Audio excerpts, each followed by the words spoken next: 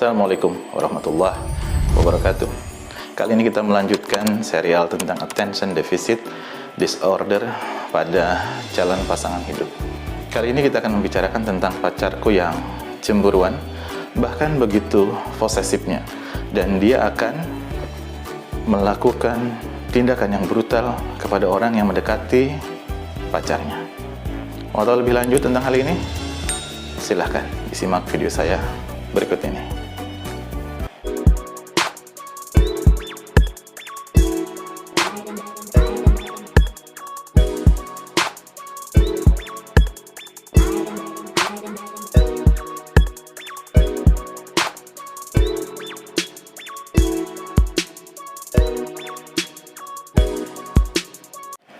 Seorang lelaki yang pencemburu sebenarnya adalah seorang lelaki yang sangat emosional, di mana cemburu itu adalah bagian dari paranoid, kecurigaan kepada seseorang, ya. Sehingga dia merasa akan diambil miliknya oleh orang lain.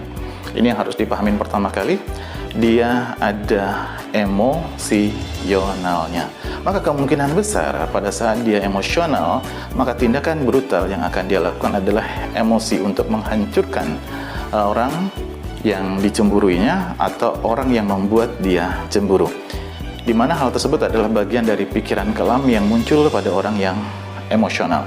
Jadi dia bisa menghancurkan pada orang yang dicemburuinya atau orang yang membuat dia cemburu. Ini yang wajib diperhatikan oleh seorang wanita yang mempunyai pacar dengan kondisi karakter seperti ini.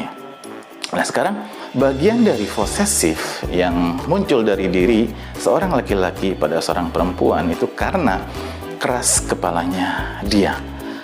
Hal yang berulang-ulang di dalam pikirannya dia putar tentang perempuan atau pacar yang dimilikinya untuk dia miliki segera, sepenuhnya milik dia, tidak boleh ada orang lain yang mendekatinya.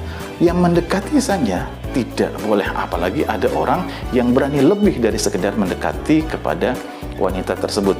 Jadi melebihi daripada kondisi obsesif, yaitu posesif. Jadi bahasa tubuhnya ingin mengambil sepenuhnya apa yang menjadi miliknya, dan orang lain tidak boleh mengambil apa yang menjadi miliknya, bahkan mendekati pun tidak boleh. Jadi dua karakter sudah terpenuhi, yaitu karakter emosional temperamental dan karakter keras kepala. Bagian ini yang harus dipahami oleh seorang wanita terhadap laki-laki yang mendekati dirinya atau yang menjadi pacarnya. Tapi begitu pula dari seorang lelaki yang mendekati kepada seorang perempuan. Pahamin perempuan yang mendekati laki-laki tersebut. Hal ini untuk jangka panjang ya, bukan sesuatu yang enak, yang nyaman atau yang mudah untuk kehidupan lebih lanjut. Pastilah akan ada sesuatu yang sangat berbahaya, yaitu apa? Kebrutalan yang dilakukan oleh pasangan kita tersebut. Kalau dia seorang laki-laki, yang paling berbahaya dari kondisi dari dua hal ini adalah adanya attention deficit disorder. Bagian yang mana? Yaitu bagian impulsif. Bagian impulsif adalah sebuah tindakan atau tindakan yang dilakukan oleh seseorang yang mengalami ADD dan dia tidak mampu menghentikan hal itu. Yaitu apa? Kenekatan dia untuk melakukan proses hal yang negatif kepada orang yang dicemburinya atau orang yang membuat dia cemburu. Dapatkah terjadi dia melakukan hal yang negatif pada orang yang dicemburinya atau pada wanita yang menjadi miliknya? Dapat, dan ini banyak kasusnya. Ya, ada banyak hal yang mereka lakukan. Seperti apa? Mereka tidak segan-segannya untuk memukul hancur, memukul habis hingga lebam biru dan lain sebagainya, bahkan bisa melakukan pembunuhan kepada wanita tersebut agar wanita tersebut tidak dapat dimiliki oleh orang lain. Itu yang paling fatal. Hal yang paling sering dilakukan oleh laki-laki yang seperti ini kadang-kadang apa? Dia mengunci wanitanya di dalam rumah, bahkan di dalam kamar, di mana dia pergi kerja seharianan dan wanitanya dia tidak peduli. Makan ataupun tidak, berak, mandi, dan lain sebagainya, dia tidak peduli dengan kondisi hal tersebut. Karena posesifnya begitu besar di dalam dirinya, ditambah dengan paranoidnya dia, yaitu kecemburuan kepada orang lain atas apa yang terjadi pada wanita tersebut. Yang bahaya adalah emosional ini muncul atau paranoid ini muncul kalau tidak ada penyebabnya. Artinya apa? laki-laki ini atau orang yang mengalami paranoid ini mengalami halusinasi. Sebenarnya tidak ada orang lain yang mendekati perempuan tersebut, tapi dirinya merasa terhantui atau terhalusinasi dengan gambaran yang muncul di dalam pikiran yang dia buat sendiri, bahwa wanita tersebut ada yang mendekati dan ada yang mengambilnya. Bahkan yang lebih parah, gambaran yang sering muncul dari seorang lelaki yang mengalami paranoid adalah wanita tersebut digauli oleh orang lain. Yang lebih parah yang pernah saya temukan adalah digauli oleh orang terdekat dari cowoknya tersebut.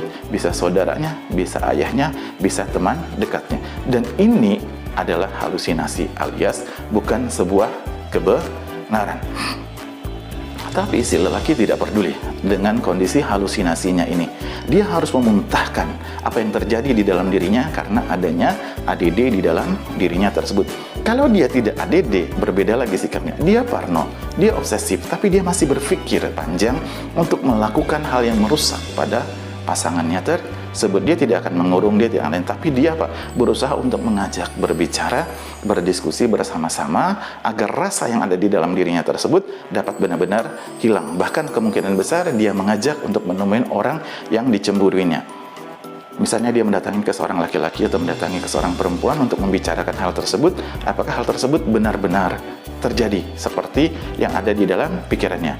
Tapi kebanyakan mereka tetap tidak akan percaya atas apa yang dijelaskan oleh orang yang membuat dia cemburu tersebut.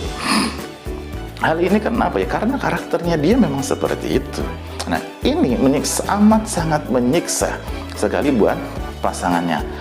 Tapi pada saat Anda merasa kondisi Anda pun sama seperti tersebut, berarti sama-sama cocok, maka Anda tidak akan merasa hal tersebut menjadi bermasalah. Anda bayangkan saja pada saat berpacaran kondisinya seperti itu. Bagaimana pada saat Anda sudah menjadi pasangan hidupnya yang benar di dalam rumah tangga? Dan yang saya dapatkan dari kasus sebenarnya ada seorang wanita yang memang tidak boleh kemana-mana. Dan semua fasilitas dilengkapin oleh sang lelaki tersebut. Ini bersyukur karena laki-laki tersebut mampu. Coba bayangkan kalau laki-laki tersebut tidak mampu. Dan ini masih jauh lebih baik. Lebih baiknya di mana? Dia tidak melakukan kurungan, tapi dia memberikan fasilitas semuanya dengan tidak mengunci dia di dalam pintu, di dalam kamar, atau tidak mengunci dia di dalam rumah, tapi tetap membiarkan dengan kondisi seperti biasa. Tapi dia berharap wanita tersebut tidak turun keluar rumah pada saat dia tidak ada di rumah. Jadi ini yang harus Anda perhatikan, adanya obsesif lebih parah daripada sebuah obsesif, adanya kondisi emosional dan temperamental dengan halusinasi yang begitu luar biasa, ditambah dengan adanya attention deficit disorder yang akan melakukan tindakan brutal kepada orang yang membuat dia cemburu. Bisa dia melakukan pembunuhan, bisa dia melakukan ancaman, dia bisa melakukan hal-hal lain buruknya kepada orang yang membuat dia menjadi cemburu. Kalau begitu kepada pasangannya masih aman, tapi perilaku buruk seperti ini kepada pasangannya pun tetap akhirnya akan dia lakukan. Maka proses pertengkaran antara kedua pasangan ini tetap akan terjadi setiap saat, setiap waktu. Nanti damai, nanti muncul lagi pertengkaran, nanti damai, nanti muncul lagi pertengkaran.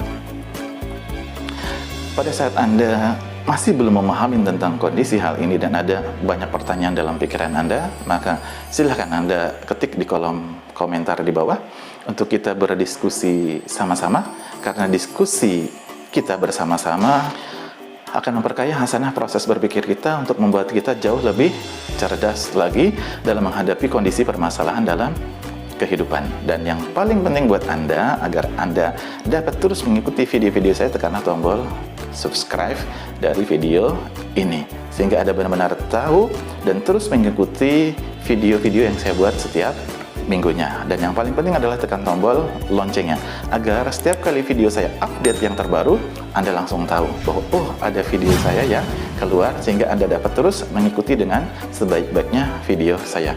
Demikian video yang saya dapat sampaikan untuk kali ini. Kita ketemu lagi di lain kesempatan. Sampai jumpa lagi di video saya selanjutnya. Assalamualaikum warahmatullahi wabarakatuh.